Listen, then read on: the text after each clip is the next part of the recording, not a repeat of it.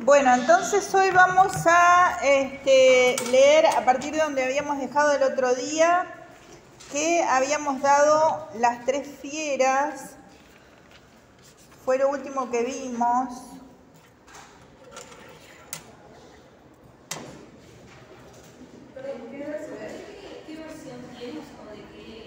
¿Qué versión tengo yo? La que ya dije, la Biblioteca de Autores Cristianos. Viste que yo lo puse, había puesto una Divina Comedia al comienzo y después puse esta Biblioteca de Autores Cristianos, que eso sí, no sé si está rayado o no, porque me la pasó una colega y bueno, como yo no la tenía en PDF, puse esa. Pero esa tiene todo, es como esta, tiene las cartas, tiene todo. ¿Está? Bien.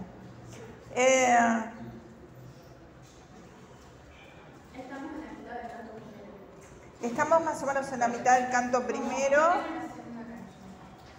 ¿No tiene el verso? No, el mío no tiene. Bien. Es cuando se habla de la pantera, de la Ahí está. Ahí está. Llegamos al tercero. No. Llegamos, o sea, el tercero. Fíjense, si no lo vieron todavía, que está entonces ahí en el video. ¿Tá? Estaríamos del 55 al 53. Y como aquel hombre, ¿quién lee a partir de ahí? Terminamos en que después de esas tres fieras, él dice, sintió tanta pesadumbre con el espanto que su vista provocaba que perdí toda la esperanza de alcanzar la cima. Es decir, la última fiera, que es la loba, que representaba la avaricia en el primer sentido alegórico y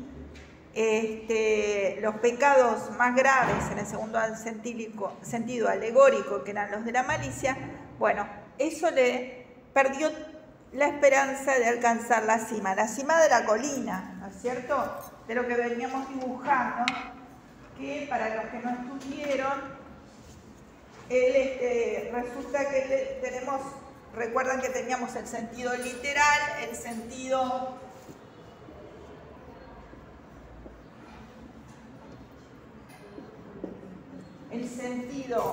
alegórico y el sentido anagógico o moral. Entonces, tenemos la selva, donde está Dante antes, la selva del pecado. Tenemos entonces ese espacio de playa, después tenemos la colina con el sol, y acá estaban las tres fieras.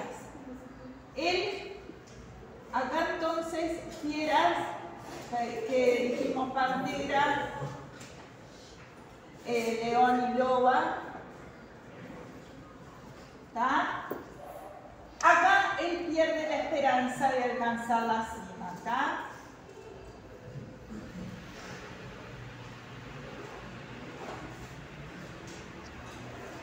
¿Queda? Esto sería en el sentido literal, ¿no? La idea. ¿Está? Que entonces, ¿quién lea a partir de allí? Y como aquel que se enriquece con alegría. ¿Qué página es, bien? La 23 del que tiene esto, esta versión del BAC. Yo leo. Sí, bien. Y así como al que se deleita en atesorar que ha llevado a el tiempo en que sufre una pérdida, se entristece y la llora en todos sus pensamientos, así me sucedió con aquella inquieta fiera que, viviendo mi encuentro, poco a poco me retenía hacia el sol donde el sol, poco a poco me retenía hacia donde el sol se halla. Después lo corregí con se calla, porque en mi versión estaba se halla. Sí. Mientras yo retrocedía hacia el valle, se presentó a mi vista uno que por su prolongado silencio parecía mudo. Cuando le vi en aquel gran desierto, piedad de mí le dije, quien quiera que seas, sombra u hombre verdadero.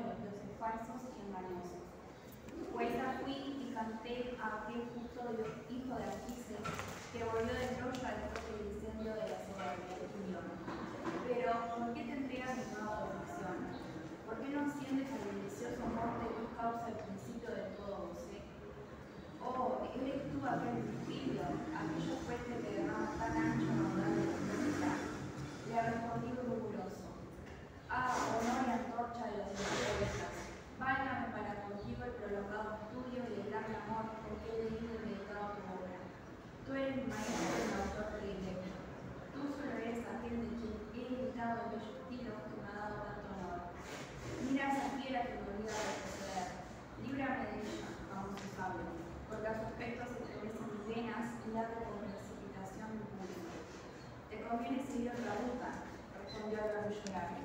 Si quieres huir de este sitio salvaje, porque esa fiera que te hace prorrumpir en tales lamentaciones no deja pasar a nadie por su camino, sino que se opone a ellos matando al que a tanto se atreve. Su estilo es tan malvado y cruel que nunca ve satisfechos sus ambiciosos deseos y después de comer tiene más hambre que antes. Muchos son los animales a los que se unen, que serán aún muchos más hasta que se vengan del veneno y la hagan motivos de dolores. Este no se alimentará de tierra ni de pente, sino de sabiduría, de amor y de virtud. Y su patria será en perfecto efecto. Será la salvación de esta multitudinaria, porque murieron de sus heridas la Virgen Camila, Eutriano y Turno y Niso. Perseguirá la nueva de ciudad en ciudad hasta que la haya arrojado en el infierno, de donde en otro tiempo la hizo salir la envidia. Ahora, por tu bien, pienso y veo claramente que debes venir. Yo seré tu vida. Te sacaré de aquí para llevarte a un lugar eterno, donde oirás aullidos desesperados, verás los espíritus valientes de los antiguos condenados, que llaman a gritos de la segunda muerte, verás también a mexicanos violentos entre las llamas, porque esperan, cuando llegue la pasión, que den un puesto de están esperados. Si quieres, enseguida seguirás a ellos, te acompañará en este viaje un alma más vital que yo, y te dejaré con ella cuando yo parta, pues el liberador y rey de las alturas no quiere que por obligación mía se entre en su ciudad, porque fui rebelde a su ley. Él impera en todas las partes y reina arriba. Arriba está su ciudad y su alto trono. Oh, feliz aquel a quien elige para habitar en su reino. Y yo le contesté, poeta, te requiero por ese Dios a quien no has conocido, que me hagas huir de este mal y de otro peor. Condúceme a donde has dicho, para que yo vea la puerta de San Pedro y a los que, según dices, están tan desolados. Entonces se puso en marcha y yo seguí tras él. Muy bien, gracias. ¿Qué pasó acá en general? O sea, ¿qué es lo que leyó la compañera? Aparece Virgilio como un personaje de referencia para Dante y se va a plantear como una especie de guía para salir de la selva oscura y poder cumplir con su camino. Bien, allá. Claro, Muñoz. yo también, aparte de presentarse con 3 introducciones, que ya le abre a pensar que esa persona que es Virgilio, le hace una profecía acerca de lo que va a hablar. Le dice que. Ahí está. Persona no. Personajes, ¿no? Acuérdate de ese, pero está bien. Allá, Mariño. O sea, perdón de eso, que primero, antes de mencionar el nombre de Virgilio, se le hace una suerte de presentación indirecta con algunas variedades históricas también de sus obras. Bueno, luego que se va relatando con una duración los lugares que se van a ir recorriendo. El camino que va a seguir Dante. Bueno, estos lugares están como que en una especie de perifras, ¿no? Porque no se dice dónde está el lugar, sino que tipo, se alude al purgatorio, al infierno y más tarde por ahí también se menciona de manera discreta, o sea, sin el nombre tal cual, también como un título de Beatriz, que es la persona que lo va a guiar, que al menos en esta versión no dice su nombre tal cual. Así que nada. Y nada, como que se muestra tipo, a través de algunos recursos, como lo dice exactamente, acá dice que grandes ríos de agua dulce llevas, bueno, dulce es importante, sobre todo teniendo en cuenta que Dante no, y como que está constantemente elogiando la figura de Virgilio, pero bueno, dice que él es su maestro, su mentor, su modelo, así que también se ve como que esta intención de Dante viene a expresar la figura de Virgilio. Bien, allá. Claro, que aparte, por cómo se presenta, como que va graduando, digamos, su presentación. Primero le habla de sus padres, dice que sus padres eran mancos, ahí te da una información, te dice su cronología, que le dio su Julio, nada de gusto, y por último ya te da el dato rompedor que captó la teoría de la misma Anquises, o sea, de Eneas. Y ahí ya me lugar a duda para Dante que el personaje con el que está hablando Muy bien. no pudo conocer con el tiempo, pero con así es un momento enorme, su referencia máxima después de su profesor. Claro, Claro, el nacer Julio es como que quiere decir que nació bajo el imperio de Julio César. Ahí está, ahora lo vamos a ver bien deteniendo.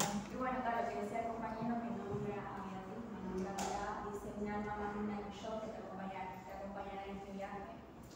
Y bueno, también cuando Virgilio dice, porque fui rebelde a su ley, o sea, la ley de Dios, como que remarca que es pagano como que no fue bautizado. Bien. Muy bien, bueno, entonces vamos a ir viendo de a poco. Entonces, recapitulando un poco cómo viene este canto 1 en la estructura. Nosotros teníamos primero esa situación de Dante personaje en la selva oscuro, que es esa situación de pecado, todo lo que vimos la clase pasada, ¿tá? Después vimos el símil del náufrago, después vimos el episodio de las fieras y ahora estaríamos en una cuarta parte que sería entonces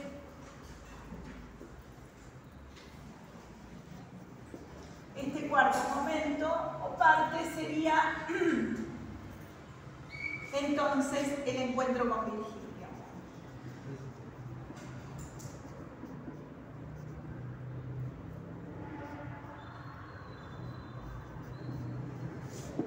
Fíjense que él entonces aspiraba a llegar a esa colina, ¿no es cierto? Y que justamente representaba entonces el sol, la alegoría de la salvación, ¿tá? Y por el cual él tenía que ascender por esa colina que es alegoría de la virtud,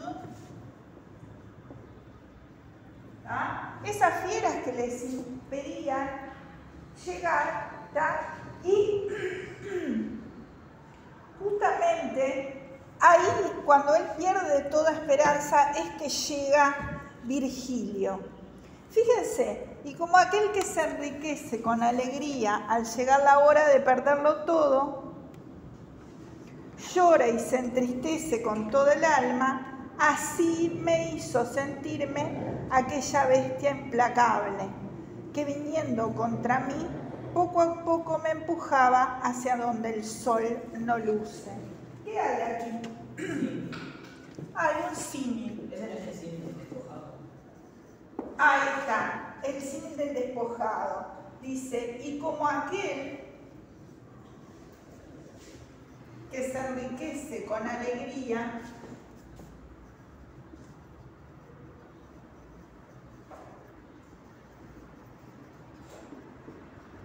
al llegar la hora de perderlo todo,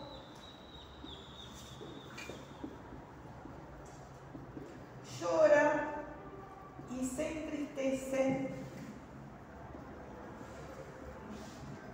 con todo el alma. Así me hizo sentirme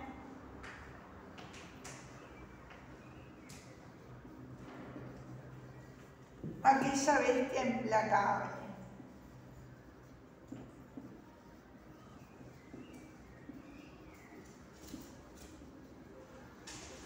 Que viniendo contra mí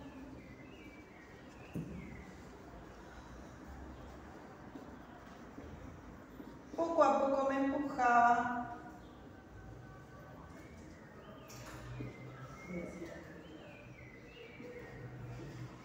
lo anoto todo porque acá hay varias figuras dentro de acá, hacia el fondo. Perdón, me empujaba hacia donde el sol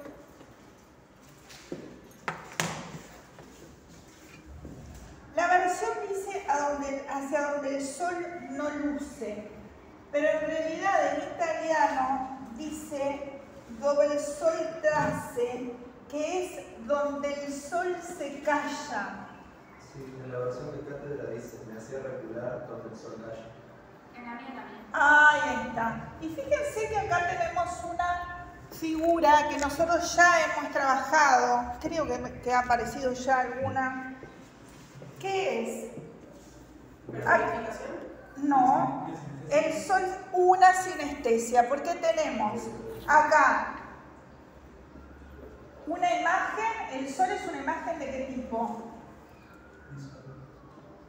El sol es una imagen visual y calificada por una imagen de qué tipo. Auditiva. Ahí está. Entonces, tenemos una imagen visual, que sería sol, el sustantivo, y con ese se calla una imagen auditiva. ¿Está? Así que hay una sinestesia que, reitero, sinestesia es un recurso que consiste... ¿No me dice implacable qué? Implacable, aquella bestia implacable, coma, que viniendo contra mí, poco a poco me empuja donde el sol no luce o donde el sol se calla. ¿Qué era la sinestesia entonces? La unión en una frase, es decir, la unión sintáctica de imágenes que no corresponden a los mismos sentidos. Ahí tenemos una imagen entonces visual y una imagen auditiva. ¿Y dónde? A la vez de esto, ¿dónde es? Fíjense que dentro de este símil vamos a tener otras figuras, porque dice, ¿quién analiza el símil en sí? Pero no, digamos, no el sentido, sino los elementos. Fíjense, los nexos, ¿cuáles serían? Aquel que se enriquece con alegría. Ahí está, aquel que se enriquece con alegría. ¿Y el nexo cuál es? ¿Cómo? Así que acá tenemos el nexo. Aquel que se enriquece con alegría al llegar la hora en que perderlo todo, que como dice el compañero es el despojado, así que eximen del despojado. ¿Está? Es decir, se enriquece con alegría al llegar la hora de perderlo todo. ¿Qué sensación nos da? Porque es lo que pasa, que está tratando de explicar cómo se sentía acá al llegar a ver la loba, es decir, que perdía toda esperanza, es decir, que cómo sería acá, qué similitudes tenemos. O sea, tanto la felicidad de la persona que va acumulando riquezas, comparada con el alivio que estaba sintiendo al poder lograr su meta de subir la cima, y luego la posterior tristeza de perderlo todo, y bueno, la desesperanza que le provocaron las bestias al tener que regresar por el miedo que le produjo. Ahí está. Entonces, llora y se entristece con todo el alma, así, acá tenemos el segundo nexo, me hizo sentirme aquella bestia implacable. ¿Quién es aquella bestia implacable? La loba. La loba, y no se refiere directamente, se refiere por... ¿Sí, lento qué? No, Sí, por lo que por un circunloquio o perífrasis. Ah, verdad. Circunloquio o perífrasis No circulo. de la loba, o sea, de la última bestia. Así me hizo sentirme aquella bestia implacable que, viniendo contra mí, poco a poco me empujaba hacia donde el sol no luce. ¿Está? ¿Y dónde es? Me empujaba hacia donde el sol no luce. Además de ser una sinestesia, ¿dónde es el sol no luce? A ver. La selva. La selva, que la selva era el pecado. el pecado allá. Que también la caída del sol se asocia simbólicamente siempre con la muerte. Ahí está, la muerte, la falta de fe, la falta de esperanza. Así que entonces me empujaba hacia donde el sol no luce, es otra perífrasis o circunloquio, en este caso de, entonces, la selva, el pecado. Entonces, por eso les hice la visualización de eso. Así entonces, como el que se enriquece con alegría, es decir, que tiene fe, como un poco decía el compañero, de subir por esa colina de la virtud, ¿no? Al llegar la hora de perderlo todo, es decir, al llegar la hora de que, bueno, todo eso que él pensaba que tenía se le va, ¿no? Se entristece con todo el alma, llora y se entristece con todo el alma, ¿tá? Así me hizo sentirme a aquella bestia implacable, es decir, el sentido de desesperanza, el sentido de falta de fe, desesperanza, falta de fe. Esos son como las similitudes, ¿no? ¿Qué más? También la sorpresa, porque no se esperaba. Él pensó que iba a caminar recto por esa colina de la virtud para llegar a la salvación de Dios. Falta de fe, la sorpresa por esos animales que han venido. ¿Qué más? El no querer volver al pecado, no querer volver a la selva, ¿no? Porque no querer volver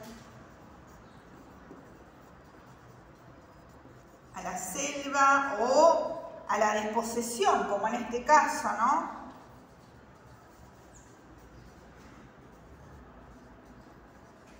La desposición de cosas. Y fíjense qué significativo que acá dice, me hizo sentirme. ¿Qué les llama la atención acá?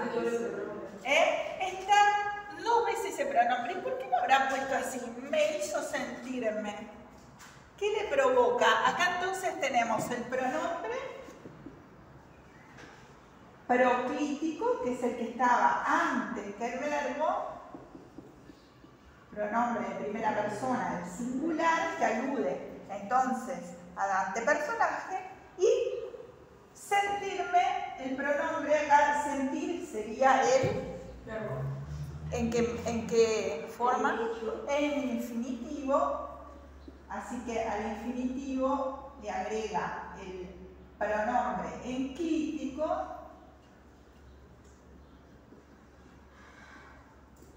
que es también de primera persona, del singular, como el otro. ¿Y qué le da eso de me hizo sentirme? ¿Por qué lo habrá duplicado ese pronombre? Porque podría haber dicho así hizo sentirme o me hizo sentir. Pero dice me hizo sentirme. ¿Por qué? ¿Qué le da a esa expresión el hecho de esa repetición del pronombre? Primero enclítico y después, primero proclítico y después enclítico. Le da, exagera el sentimiento que tuvo Dante el personaje, ¿no? Ahí está, parece exagerar ese miedo, ese sentimiento del yo con miedo, el yo involucrado en esa situación y con ese espanto. No se olviden que la clase pasada dijimos que el miedo es el leitmotiv del canto, ¿no? Es decir, parece estar como, fíjense que si nombra el llanto, llora y se entristece con todo el alma, ¿no? Así me hizo sentirme. Le da mucha más profundidad, más emoción. Me hizo sentir, me parece ser, vieron, cuando en general, cuando se está más emocionado se repite y me hizo sentirme mal, ¿no? Parece mucho más lejano si vos dijeras, sí, hizo sentir como, ¿no? Es como una lejanía. En cambio esto genera un sentido de mayor emoción, mayor vulnerabilidad es la palabra, ¿no? Él está vulnerable ante esa fiera y con entonces este símil del despojado que justamente llora y se entristece, ¿no? Con todo, así como el despojado llora y se entristece, de igual manera él se sentía ante aquella bestia implacable. ¿Está? Le voy a sacar una foto que me quedó muy... Capaz que se las mando al... No ustedes que lo están viendo, pero al... No sé si se ve mucho igual así, pero... En fin. Bien. Hasta allí entonces copiaron, pusieron todo ya. ¿Está?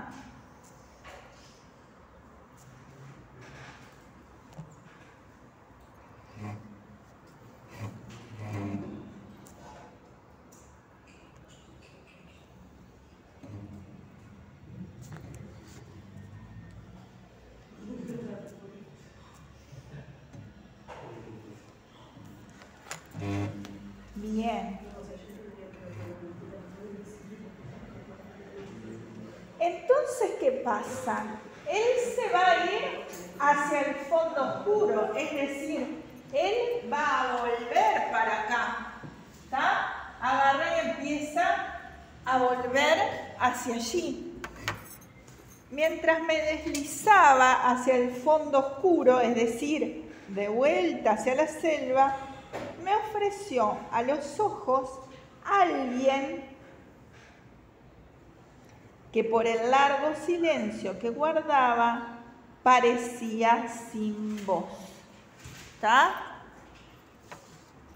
Entonces allí, puedo borrar, ¿no? Acá que empieza en esta situación desesperante, no es casualidad que él haya puesto este símil del despojado antes.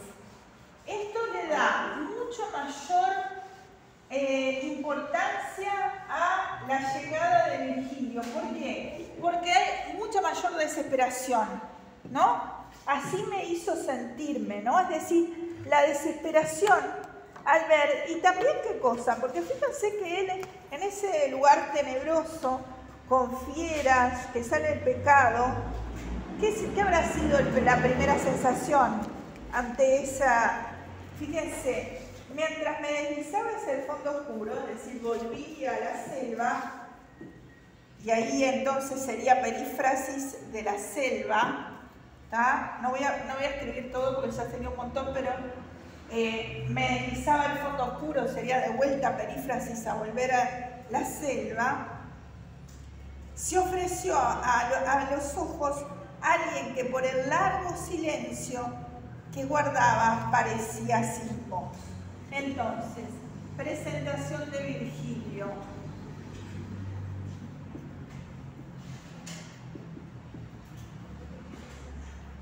Lo primero es que aparece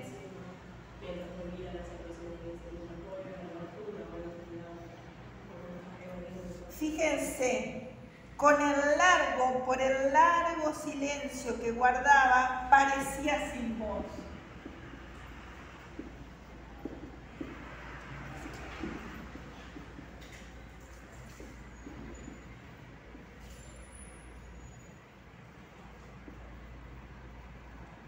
¿Qué hay acá?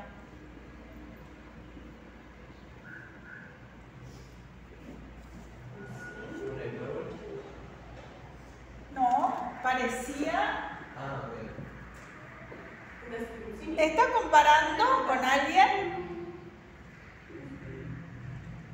Como si no tuviera voz, o sea, que si fuera mudo, ¿no?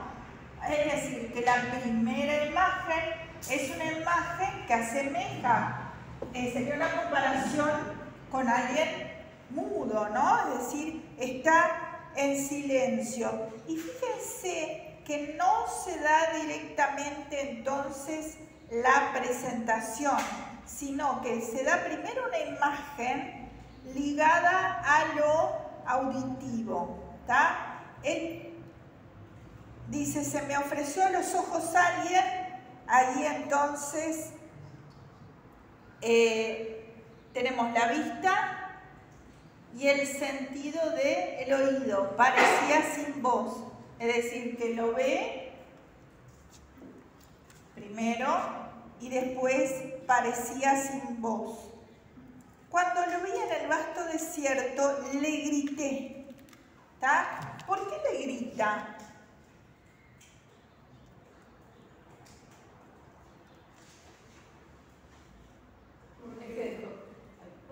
Desconoce quién es y también en la desesperación ese como ese miedo de que vaya a hacer otra cosa que lo que uno quería. Ahí está, ¿no? Ese volumen de voz alto marca además esa soledad. ¿Recuerdan la soledad en que estaba en esa selva? La desconfianza. Entonces, y quizás la lejanía primero también. En el vasto desierto le grita: ten piedad de mí, quien quiera que seas, hombre o sombra. Fíjense que hasta ahora venimos en una narración, ¿no es cierto? ¿Y ahora qué empieza? Un discurso directo. Ahora empieza un discurso directo. Y ahora no voy a poner de vuelta todo lo que ya sabemos, pero sí lo voy a reiterar, ¿no? El discurso directo que marcaba entonces el diálogo entre los personajes, y es cuando el narrador cede su voz a los personajes.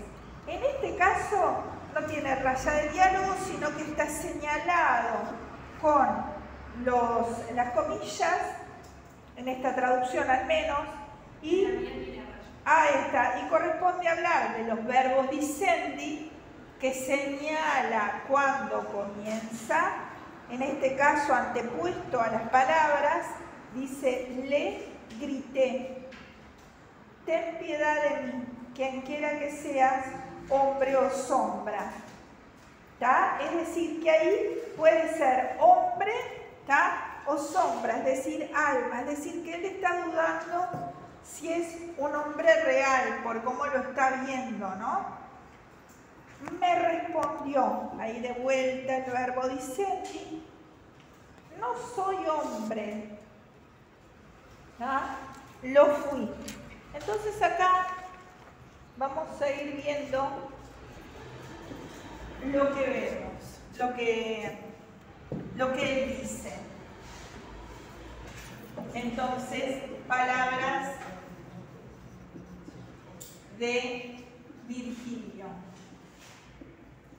Él no le dice soy Virgilio, ¿tá? Él da para su presentación un rodeo o perífrasis de varias cualidades que él tiene, de manera que él, por estas cualidades y datos que le da, por estas señas, se da entonces a conocer. Lo primero que le dice entonces: no soy hombre, lo fui. Entonces, una doble condición de espíritu, que es ahora, y ser humano, que fue.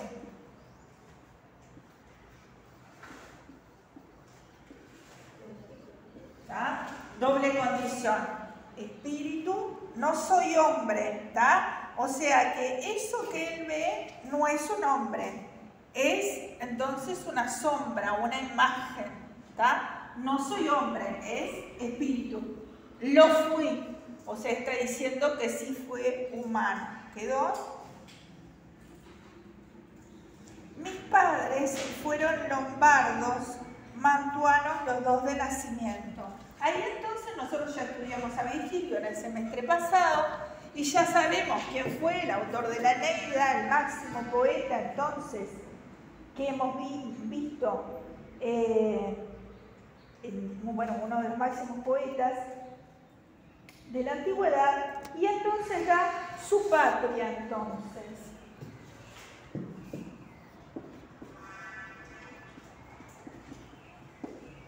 Lombardía. ¿Por medio de qué? Dice su ascendencia.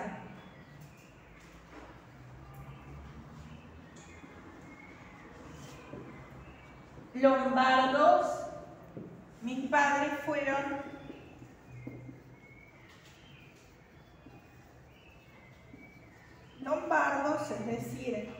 de Lombardía, y mantuanos, es decir, de Mantua, los dos de nacimiento. ¿Ah? Luego va a decir, así que acá dice el lugar, esto se refiere al lugar, y luego se refiere a la época. Fíjense que lo va situando, primero lo que es una sombra, después el lugar y después la época. Para la época da dos claves. La clave es, nací bajo Julio, ¿tá? Julio César, aunque tarde, y viví en Roma bajo el buen Augusto, en el tiempo de los dioses falsos y engañosos. ¿Tá? Así que da dos nombres, Julio César y Augusto. ¿Recuerdan que Augusto, que fue el que era amigo personal, el que hiciera la mayor leyenda de lo que era la Italia del siglo I a.C., ¿no? Es decir, y quisiera entonces ese prestigio, y Augusto justamente recuerdan que fue el que salvó a la Eneida de la última voluntad de que era haber nacido quemada. Sí. También Augusto fue el que financió las artes y creo que fue la persona. ¿Y qué? Que financió las artes también. Ahí está, ¿no? Entonces, Julio César, que ya entonces señala la época que vivió entonces en el siglo I antes de Cristo. ¿Tá? ¿Los padres fueron lombardos? Lombardos, mantuanos. ¿Tá? Después dice,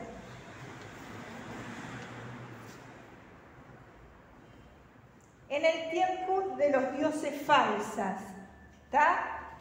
En el tiempo de los dioses falsos. ¿Qué hay aquí?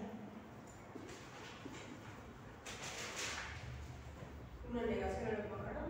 Ahí está. Es decir, está visto desde qué punto de vista. Desde el cristiano. Ahí está. Está visto desde un punto de vista cristiano. Entonces acá hay un reconocimiento en boca de Virgilio, personaje, no se entreveren, ¿no? Virgilio acá es un personaje, no es el Virgilio de la biografía, ¿no? Es el Virgilio personaje, que hay un reconocimiento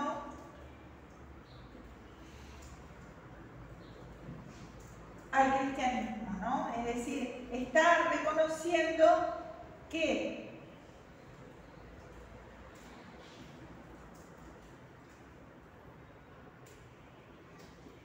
si los dioses de él eran falsos, está reconociendo entonces que el verdadero Dios es otro, ¿no?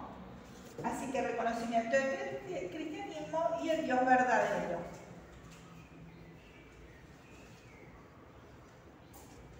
¿Ya? Después dice,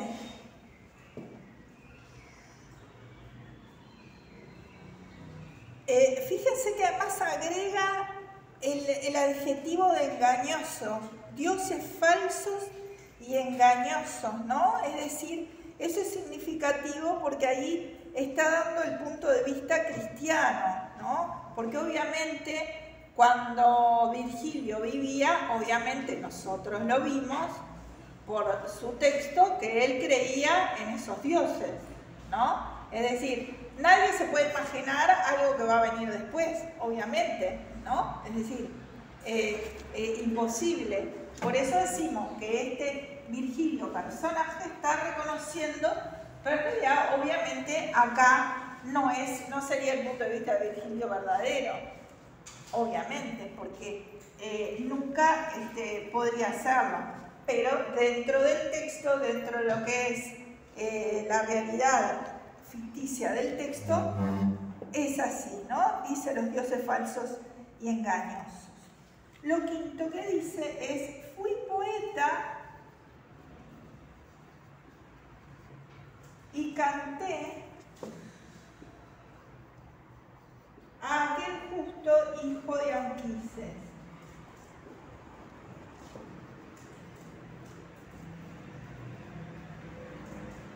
Que vino de Troya, Esto también lo dice mediante una perífrasis.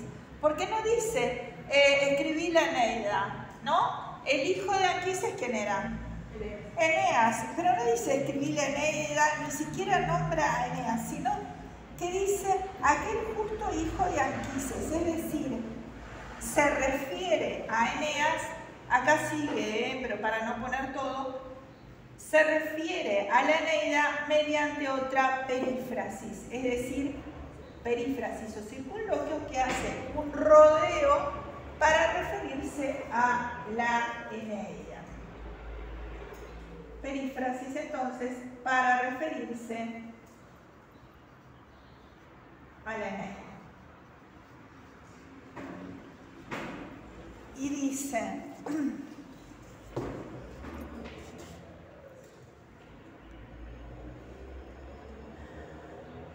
que vino de Troya después de que ardió la soberbia y León. Es decir, allí entonces hace la referencia inclusive a Troya. ¿Vieron cómo yo les dije que esta obra reúne entonces el pasado?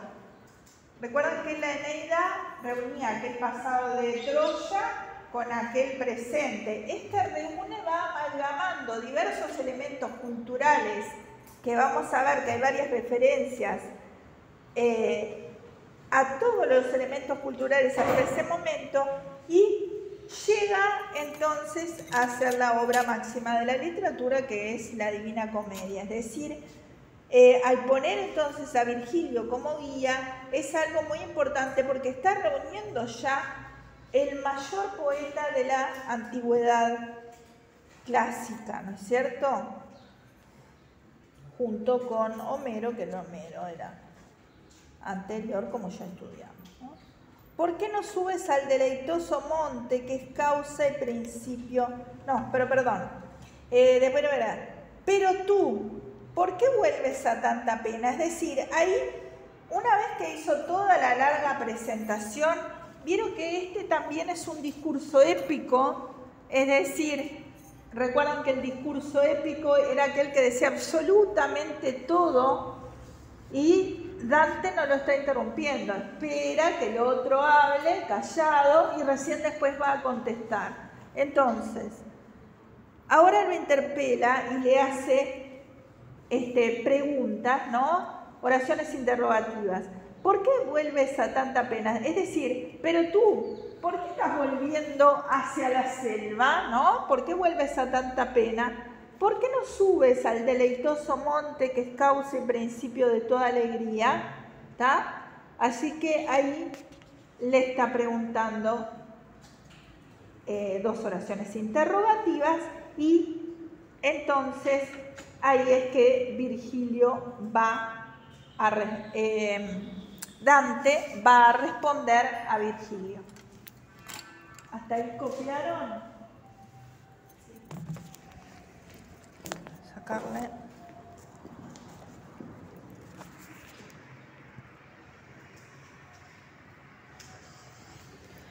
Bien. Vamos entonces a la respuesta de Dante.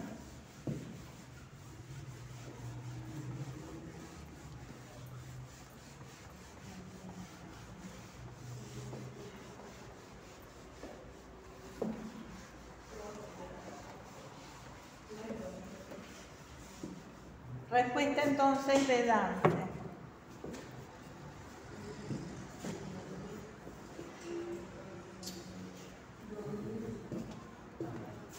Recuerden que siempre, que ya lo explicamos la otra vez, que es Dante personaje, que hay que distinguir el Dante histórico del Dante personaje,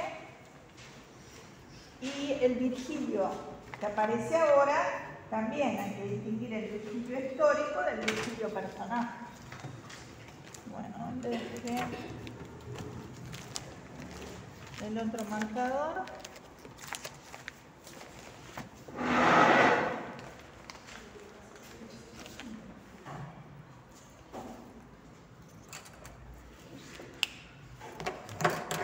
Bien, entonces dice, también entonces un largo discurso le va a responder respuesta entonces de Dante, personaje.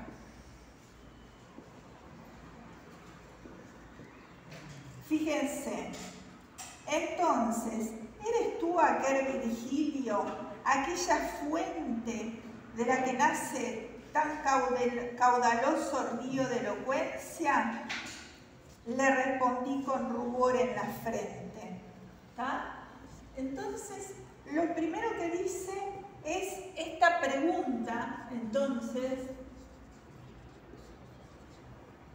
que en realidad ya sabe quién es, ¿no? Porque por todos estos datos no podía ser otro. Pero entonces le dice, le pregunta, ¿no? Es decir, es una forma de decirle, ¿tá? Entonces, ¿eres tú aquel Virgilio, aquella fuente de la que nace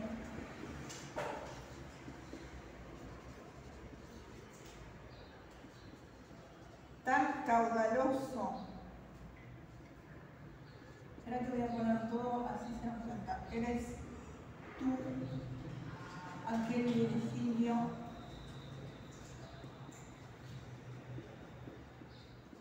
aquella fuente la que nace tan caudaloso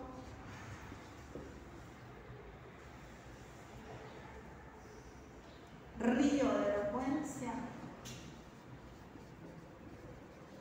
¿Qué hay aquí?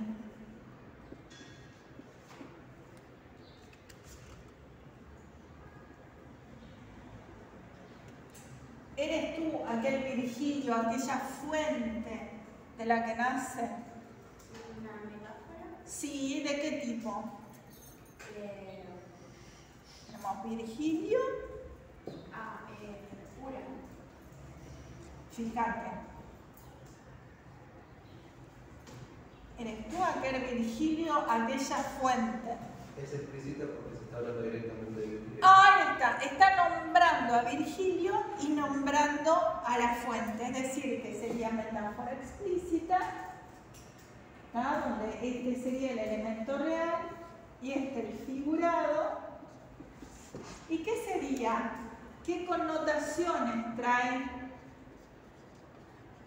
la palabra fuente? Esa metáfora explícita, entonces Virgilio es fuente de la que nace tan caudaloso río de elocuencia. ¿Qué es ser fuente? El principio del origen. Principio, origen. ¿Qué más?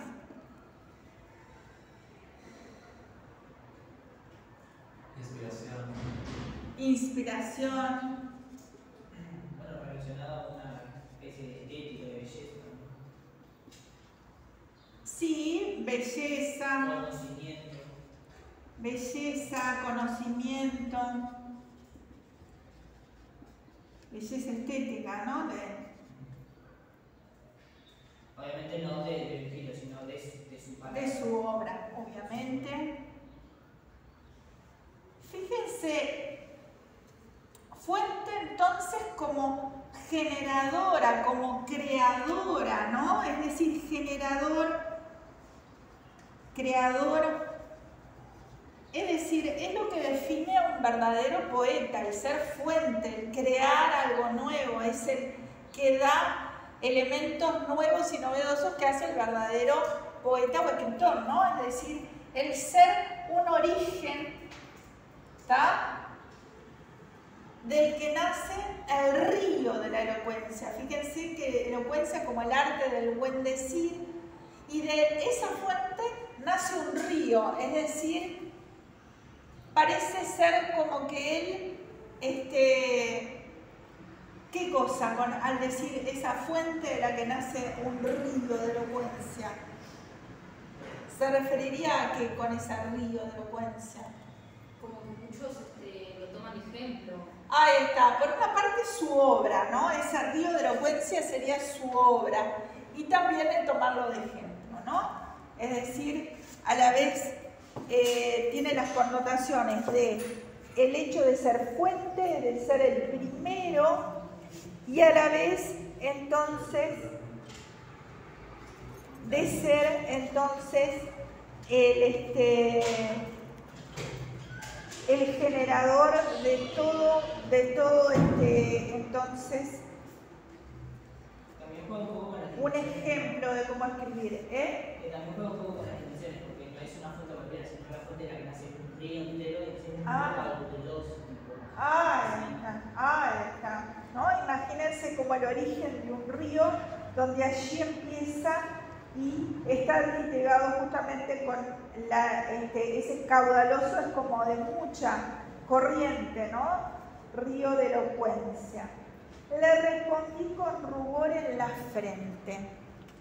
¿Por qué él está con rubor en la frente? Es decir, ¿por qué ese rubor y qué marcaría ese rubor? A ver. O sea, en parte está frente a una figura que para él es muy valorada, muy estimada, siente un poco de como esa timidez de estar hablando frente a lo que sería básicamente tu modelo a seguir, tu maestro. Ahí está. Pero también me lo imagino por la emoción que siente en el momento al ver a Virgilio.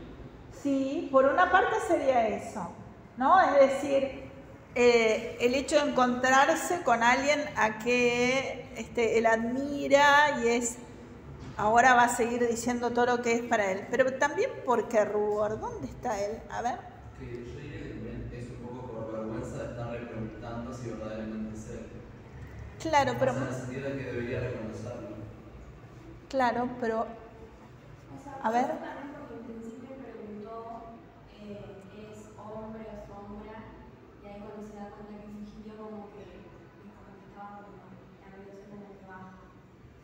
Puede ser un poco todo eso, pero más También que porque nada... la situación en la que está bajando a la Ahí ciudad, está. O sea, es decir, me pongo lindo. exacto, es decir, que lo encontró en el pecado, tratando, claro, no lo encuentra acá arriba con Dios en el cielo, no, lo encuentra, ahí está, como vos decís, en su peor momento. Entonces el rubor más que nada, ¿no?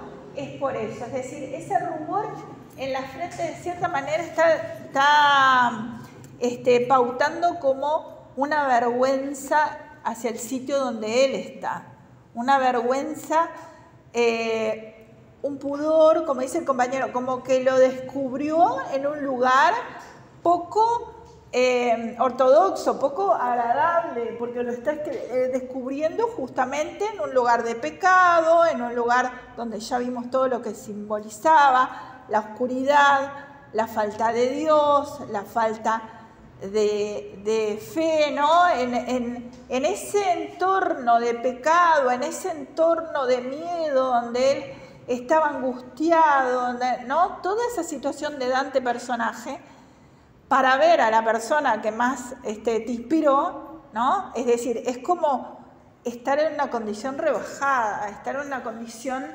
de ser menos, ¿no? No te ve junto a Dios, ¿no? Lo ve en la situación peor que lo podría haber encontrado, ¿no? Entonces el rubor más que nada es por eso, sí. Es importante también, tal vez, o por lo menos yo como yo, que sea en la frente el rubor, ¿no? Teniendo en cuenta que la frente es como una metáfora para alegoría, no sé, como un símil, no sé cómo se le quiera, la figura retórica que sea, del raciocinio y de la lógica, ¿no? Si fuera un rubor en las mejillas, tendría connotaciones diferentes. Sí, hay que ver acá cuando dice... Yo tengo la versión de cátedra y dice, le respondí con frente avergonzada.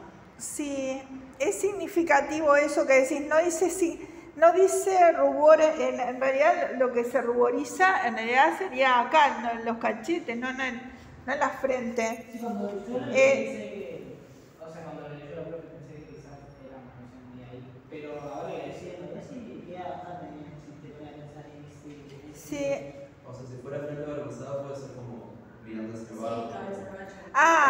acá dice, fíjense, respondióse Luis con vergonzosa fronte. O sea, vergonzosa fronte, claro, en italiano nos da más esa idea, la idea de cabeza gacha, vergonzosa fronte, dice.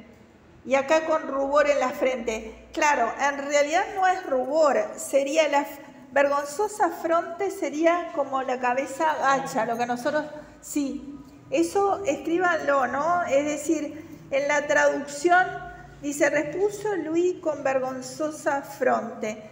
Parece señalar como con la frente gacha, ¿no? Es decir, pero ¿por qué? Es lo que yo les decía, ¿no? Es decir, la idea de la vergüenza por donde está él, el pudor por donde lo encuentra, ¿está? Es decir, además te ve a alguien que te importa, ¿no? En esa situación fea. O tu honra y luz de los poetas, ¿está? Entonces, ¿puedo borrar esta parte así les voy poniendo acá? Entonces, para que les quede todo junto, le dice segundo, ¿no? Honra y luz.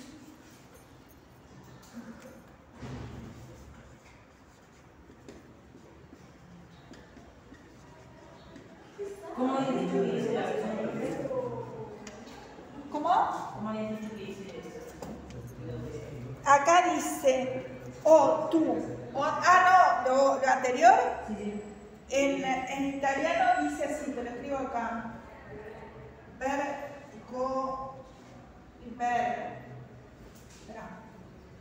Porque, o sea,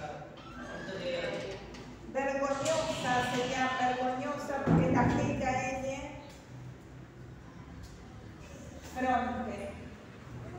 ¿Está?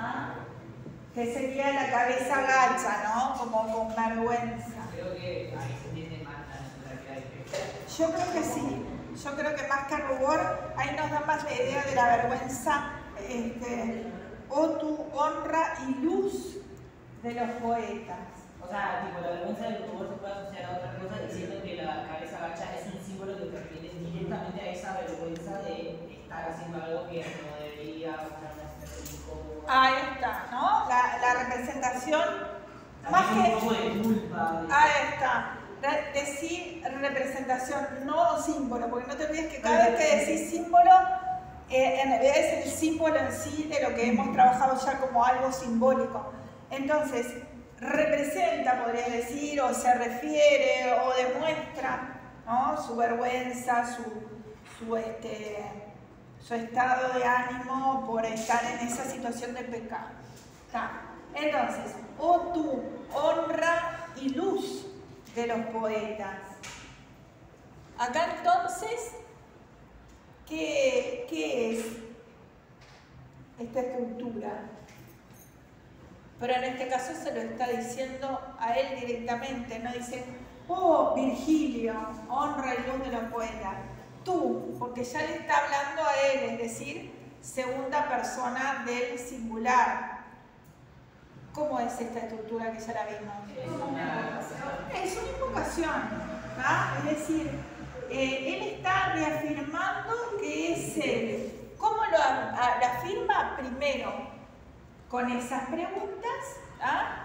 Y ahora entonces con esta estructura de invocación que ya la sabemos, ¿no? Los signos de exclamación, la interjección. En este caso el vocativo queda reemplazado por el pronombre de segunda persona de singular, tú, porque está hablando con él directamente, ¿tá? Y honra y luz, ¿tá? Acá honra sería ¿qué? Honra está en el sentido directo. ¿Qué es honra? Honor. O sea, de todos los poetas, él da honra, da ¿qué? Prestigio. ¿Qué más? Enaltece, da orgullo, ¿no? Y luz, ¿qué sería luz? Metáfora, elemento figurado, ¿de qué? ¿Qué connotaciones tiene? De la lógica, del conocimiento. Ahí está, connotaciones. También luz de poeta me imagino como una guía también. Ahora le va a decir guía. Conocimiento, entonces, está implícito sí guía, pero ahora lo va a decir después. Conocimiento guía, allá en Escano que me dijiste. Lógica. Lógica en el sentido de la inteligencia. Inteligencia. ¿Qué más? La luz lo destaca como lo máximo, ¿no? La luz después va a estar asociada a Dios en el paraíso, es decir, que... Ahí está, la iluminación de su sabiduría. Luz de los poetas, o sea que es alguien que a los propios poetas le da la luz, es decir, que le da, está asociada también a la otra metáfora que recién acabamos de ver de fuente, ¿no? De origen, de lo que le da al otro, lo que le brinda al otro, lo que le aporta, ¿no? O sea, también podría ser de virtud, ¿no? ¿Podría ser qué? Es una virtud, ahí está, ¿sí? Ahí está, muy bien. Después que le dice, válgame el largo estudio y el profundo amor que me hicieron disfrutar tu obra. Entonces ahora lo tercero que dice es, ¿qué cosa? Válgame el largo estudio y el profundo amor que hicieron disfrutar tu obra. Acá entonces reconoce en primer lugar su ¿qué? Su admiración, ¿no? Su estudio de su obra. Sí, está bien tranquilo.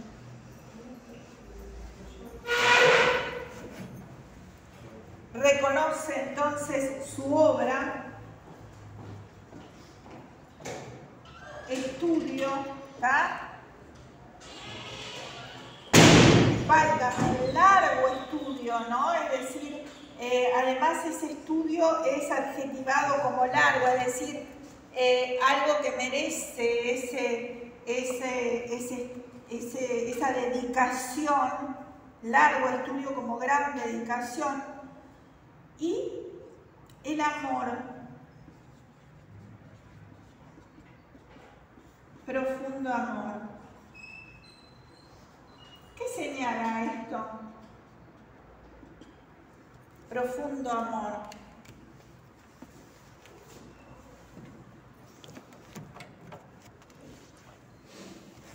Habla más que no del estudio, porque vieron que hay autores que generan más empatía o más asimilación que otros en el sentido afectivo, ¿no? Porque a veces, bueno, les habrá pasado al leer un libro que de repente uno dice, bueno, qué buen libro, pero el amor, el largo, no es solo el largo estudio, es decir, la dedicación y estudiarse, sino el amor, es decir, el amor que genera entonces la obra de Virgilio hacia él. Dante admira, Dante histórico admira a Virgilio, Dante histórico aprendió de Virgilio, por eso lo sitúa allí, y lo coloca entonces como su guía. Al colocarlo como guía, lo está colocando como guía en un doble plano. Guía como aceptarlo como profesor, como maestro, y guía entonces que va a ser su guía en el paraíso, en el infierno y parte del purgatorio, como lo vamos a ver. El cuarto entonces dice, el profundo amor que me hicieron disfrutar, ¿no? Acá el disfrute de su obra también.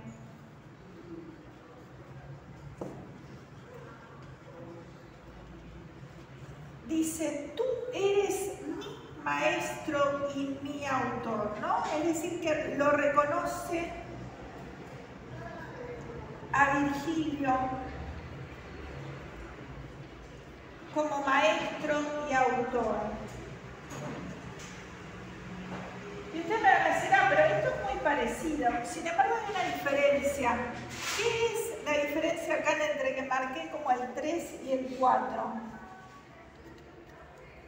Reconoce su obra, que tenemos 3 partes, largo estudio, profundo amor y disfrute de su obra. Y el cuarto, que reconoce a Virgilio como maestro y autor. ¿Qué es lo que está diciendo ahí?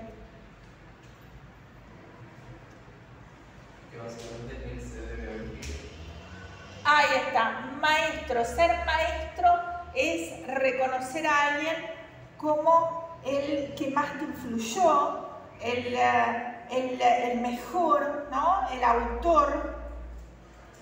¿Ya? Tú eres mi maestro y mi autor. Además, ese sentido del posesivo, ¿no? Mi maestro, que acá no lo puse, porque puse reconoce como maestro, pero él en realidad dice mi maestro, ¿no? Es decir, al mí marca una pertenencia, un sentido de lo emocional, el amor que le tiene, ¿no? Cuando uno dice mí es que reconoce la posesión en un sentido afectivo, ¿no? Es decir, que no es lo mismo decir los alumnos que decir mis alumnos, ¿no? Es decir, mis alumnos están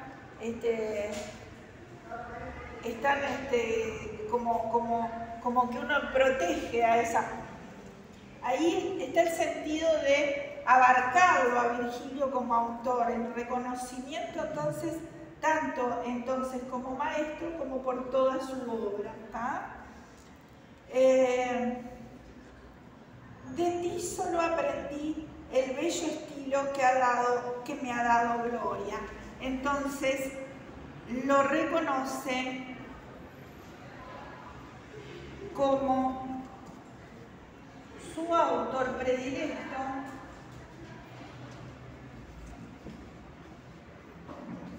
y entonces que le enseñó su estilo. Fíjense que estilo, habla del estilo que le dio Gloria.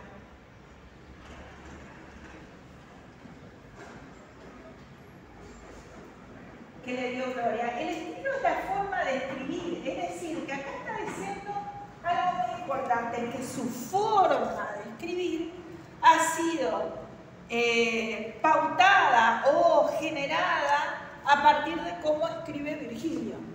¿Sí? Allá. Que tal escritor maneja de alguna manera un poco más liviana el estilo de Virgilio, que es muy pesado.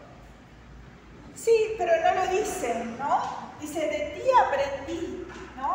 Es decir, de ti aprendí el estilo que me ha dado Gloria. ¿Ah?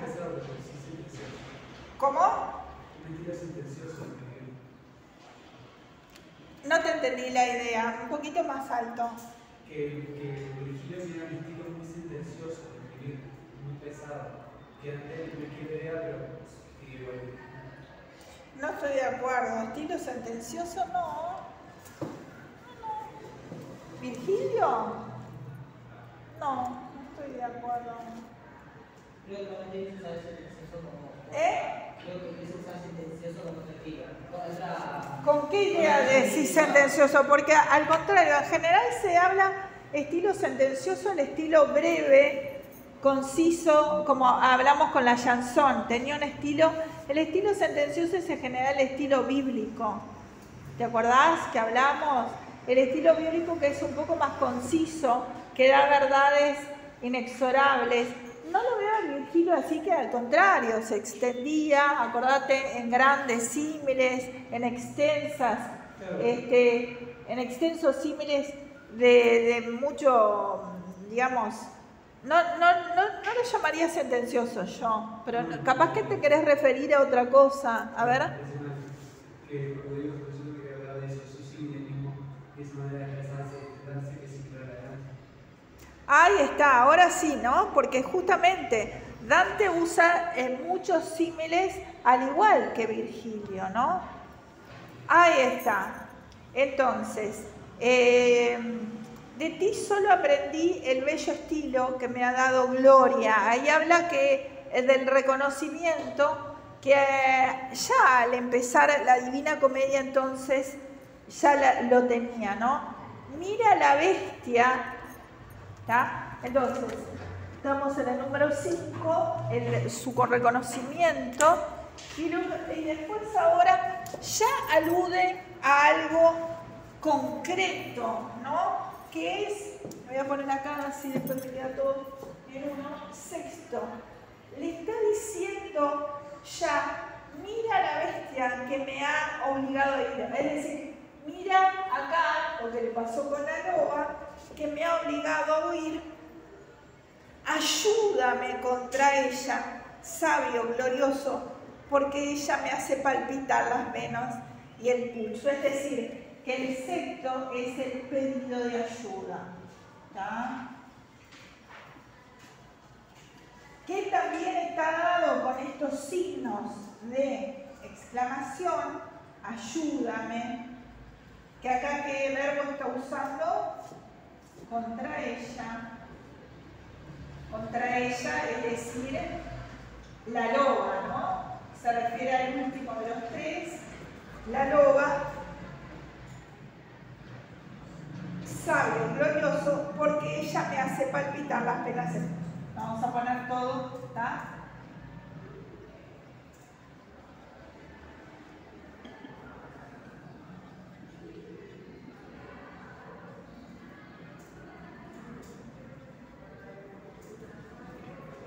Entonces, fíjense, acá entonces tenemos los signos de exclamación que en este caso ¿qué marcan? Marcan la desesperación, la emoción, ayúdame. Es un pedido y este verbo ¿cómo está? En imperativo, que ahí ponemos todo lo que sabemos del verbo en imperativo, que es un pedido muy fuerte. En este caso, no es el modo imperativo como un mandato, sino que es el modo imperativo usado como una desesperanza de, bueno, como el último recurso, una súplica, un ruego, ¿no? Ayúdame. Y de vuelta este verbo, este pronombre enclítico,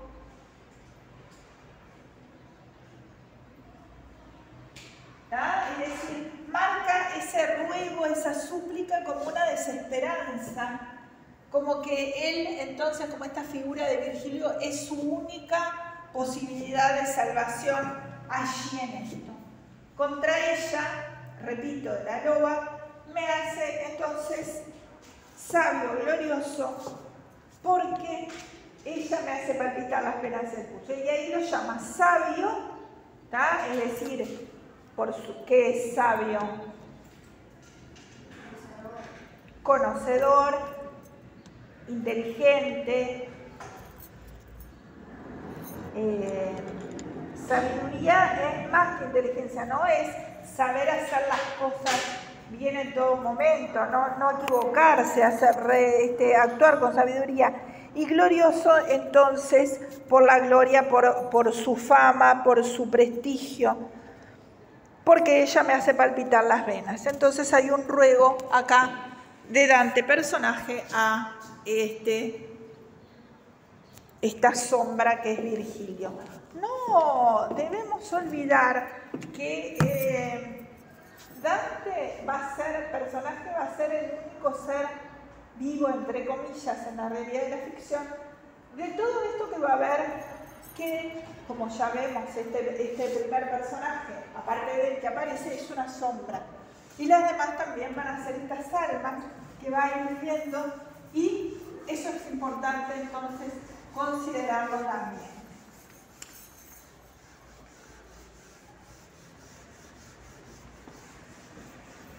Entonces ahora va a volver a hablar Virgilio.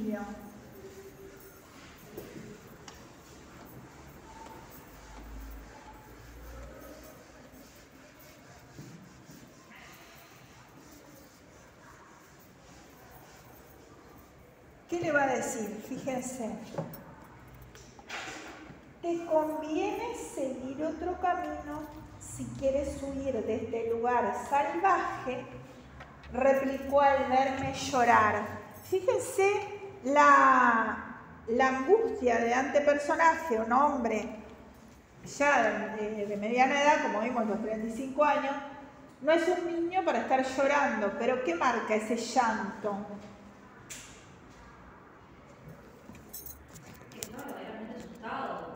Ahí está, su angustia, su desesperación, su estado de ánimo de desesperanza. ¿Cómo? ¿La qué? La severidad de la situación que están enfrentando. Ahí está, la severidad de la situación. Te conviene seguir otro camino. Es decir, este camino que él estaba siguiendo para acá, no lo va a poder seguir. Dice, te conviene hacer otro camino. ¿Y cuál va a ser? Vamos a ver. Dice, la bestia de la cual te quejas no permite a nadie pasar por su camino. Es decir, esta bestia que es la loba no permite pasar por el camino. Y para impedirlo,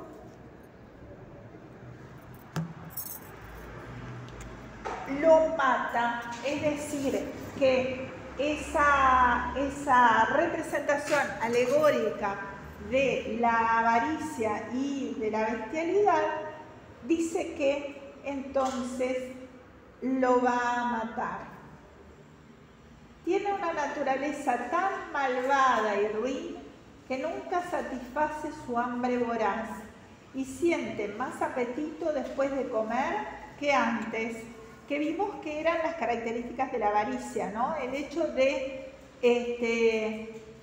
el hambre voraz, el nunca estar saciado y además el apetito después de comer, siente más apetito, es decir, el avaro que no se conforma con lo que tiene y así tenga mucho dinero, no se conforma y sigue entonces buscando más y más.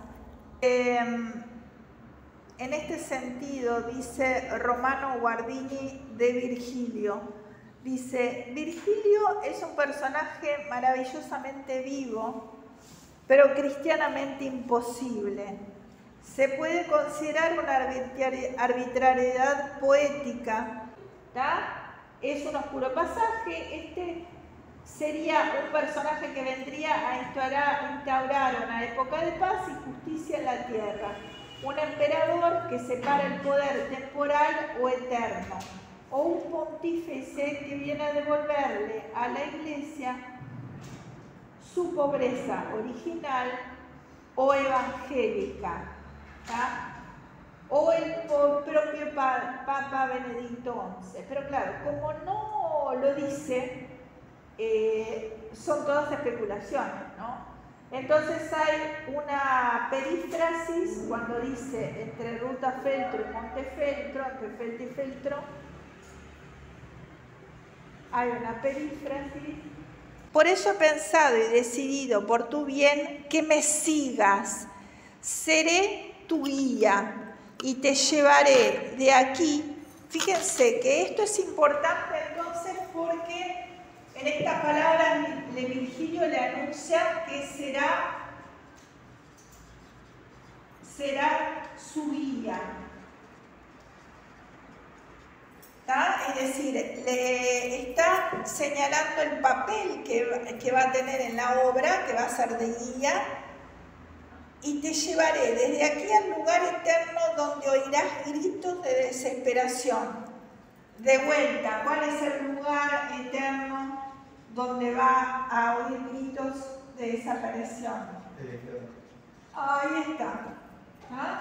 Entonces, se refiere ¿por qué? ¿Por qué recurso al infierno? Otra vez una perífrasis o circunloquio. Acá no pongo todo por esa carita de desesperación. Se refiere entonces al infierno, así que le da la condición de guía y además entonces que lo va a llevar por el infierno, por una perífrasis. Verás a los antiguos espíritus dolientes llorando su segunda muerte, cada uno. ¿Cuál es la segunda muerte? A ver. Que si no me equivoco. ¿La qué? No, que si no me equivoco, los cristianos creían que el cuerpo era al revés, pasa que para la primera muerte es la separación del físico y del alma. El alma se va a donde corresponde, y después la segunda muerte es la separación de la mente. La primera muerte es la del cuerpo y la segunda muerte es la muerte del alma. Ahí está. Entonces, se refiere a un lugar donde los dolientes están llorando su segunda muerte, es decir, la muerte del alma. ¿Está? Cada uno. Y verás a los que están contentos entre las llamas porque la esperan llegar acá. Los que están contentos entre las llamas, ¿quiénes son?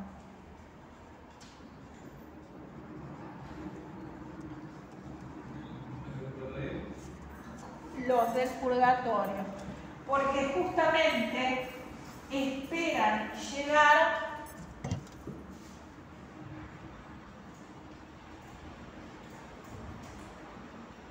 a reunirse con las almas venturosas, ¿está? Es decir, que acá hay una perífrasis del purgatorio. ¿Cuál es la diferencia del infierno y el purgatorio? Que el infierno implica la muerte del alma, porque el infierno es eterno y no se sale, ¿no? Y el alma queda allí. En cambio, en el purgatorio la gran diferencia es la fe, ¿no? Por eso dice que están contentos entre llamas, porque esperan, ahí la esperanza de llegar cuando sea a reunirse con las almas venturosas. Si tú quieres ir después hasta ellas, alma encontrarás que te guíe. Ahí entonces le dice que él no va a poder pasar después al final del purgatorio, que ahí va a venir a encontrarse Beatriz con él, alma encontrarás que te guíe, más digna que yo, y con ella te dejaré al partirme, pues el emperador que reina en lo alto, por haber sido yo rebelde a su ley, no quiere que así a su ciudad se llegue por mí. Es decir, ¿quién es, de vuelta, quién es el emperador que reina en lo alto? Dios. Ahí está, emperador, es otra perífrasis, así que acá hay 3 perífrasis. Le está diciendo entonces que va a ser su guía, es decir, el que le va a indicar cómo ir, el que le va a explicar, el que le va a mostrar todo, y por perífrasis 2 reinos, infierno y purgatorio.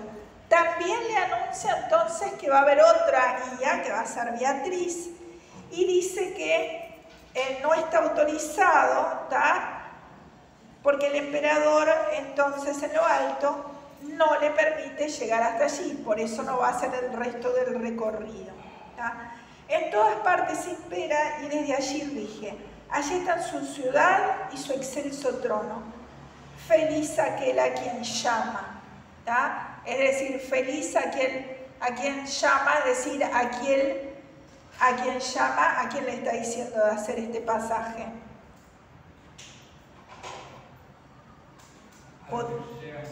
Ahí está, a los que llegan al cielo en sí, ¿tá? Al paraíso, y también es que está haciendo permitir este recorrido de reconocimiento a Dante.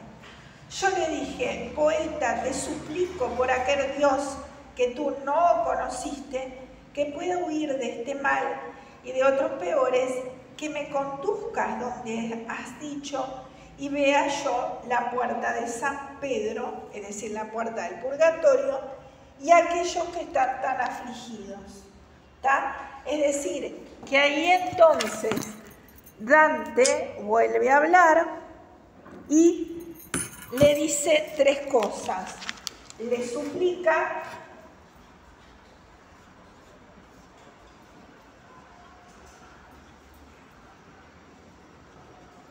huir del mal, que me conduzcas, que lo conduzcas para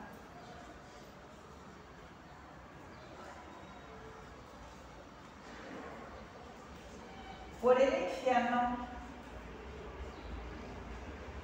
y el paraíso y el purgatorio.